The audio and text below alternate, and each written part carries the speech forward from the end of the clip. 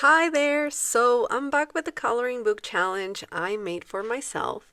And if you don't know what it's about and this is your first episode, I bought this very pretty coloring book and I'm painting each of the pages in order and one color each. So I've done pink and red and now I'm going for the third one by using only orange. And this third video is coming out quicker than the second one did because, as I said when I made the only red video, Artex sent me this beautiful box of alcohol markers and I could not wait to use them. I mean, I wish I had them on the last video, just look at how many red markers it comes with. But that's just what happens. When I did red, I only had one red marker. And it is funny and ironic because I was so excited about this set, but now that I took a closer look at it, there's really no orange markers. It's okay, after the two other colors, I know I'm up for this challenge. I can make it work with very little supplies. And it also looks like this will be the last color where I'm limited, so it's okay. Before I start, I put a black piece of a thicker paper behind so the markers won't bleed through.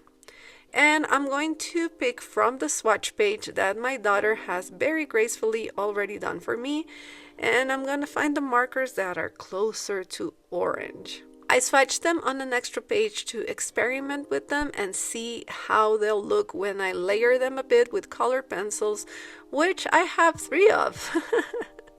Because I only have 3 colored pencils, I also chose to bring some Artex acrylic markers to extend my range. I really like that on my last video, I learned that I can easily paint with colored pencils on top of these markers and create gradients. The first thing I do is jump in with the darkest orange I had available.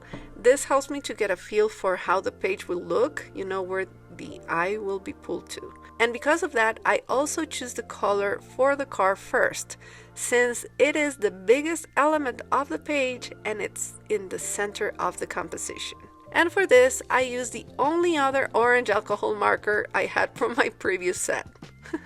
This is so ironic. Now, the new set came with a lot of skin tones that were a bit orange, so I used those for the bear. I love how with alcohol markers, once the first layer is down, if you go over it when it's dry, it will be a little darker and you can create shadows with the same color. For the details of the car, I use my first paint marker of the day, and I discover you can layer alcohol markers on top of it too to change the shades a bit. I also created darker tones by layering a light brown alcohol marker on top. As I am getting better at this, I feel these coloring videos will get shorter and shorter. I mean, that's okay. It's just something that I do on weekends or when I have free time to relax, and I like to share with you, especially now that I need someone to make me accountable for my little challenge. For the grass, I used a toasted yellow, which I layered with a pink marker to get an extra shade of orange. That I accentuated with a colored pencil. I went for a neon, almost highlighter orange for the boombox. I was thinking it needed to stand out, and a boombox is so 80s that neon seemed perfect for it. Now, this boombox had a lot of tiny details or spaces, and I'm finding that I get the most relaxed when I fill large areas of the design with markers. It is really super satisfying to move those brush nibs around, and then you have a nice, even large area of color at the end. I guess that's why those alcohol marker coloring videos are so mesmerizing. Anyhow, because the spaces between the lines of the boombox were so tiny, I made a lot of mistakes and I went over the lines a lot. So I covered one of those mistakes by adding some stripes across the cassette area to make it look like glass. Perfect. I was very happy with all the different shades of orange I got by layering the paint and alcohol markers together. So I went ahead and used them in the same way on the tires to get more variety. The mistakes I made on the tires by going outside the lines with the paint markers and covering the black lines were too much for me. It looked terrible, so I had to go back with a black pen to fix them. Then for the luggage, there was a lot of layering too. Alcohol markers with color pencils on top and vice versa, because you can blend color pencils when you use an alcohol marker on top of them. I was really proud of adding the shadow for the rope that was used to tie everything on top and how my blending went for these 3 pieces.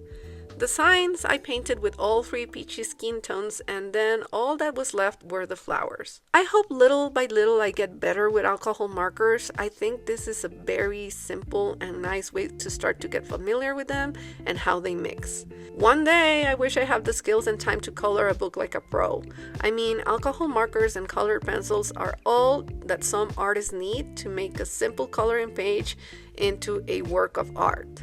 But I guess what you do with your coloring page depends on what you're looking to get from your coloring practice. I am actually not even calling it a practice, but a relaxing hobby. And because of that, I find it super satisfying to use my alcohol markers. It's just smooth and lovely to fill in the spaces, especially now that I have the Artex alcohol markers with the brush nibs. I was also thinking that maybe now that I'm a little bit more comfortable with my adult coloring journey, I can probably chat and color at the same time.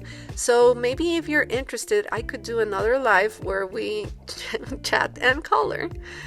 Well, as always, I cannot wait to see what you think about this page. I love the result and had tons of fun coloring it. Thank you so much for joining me today and watching this far. I hope to bring you the next color super soon and that you're having the most wonderful day. Bye!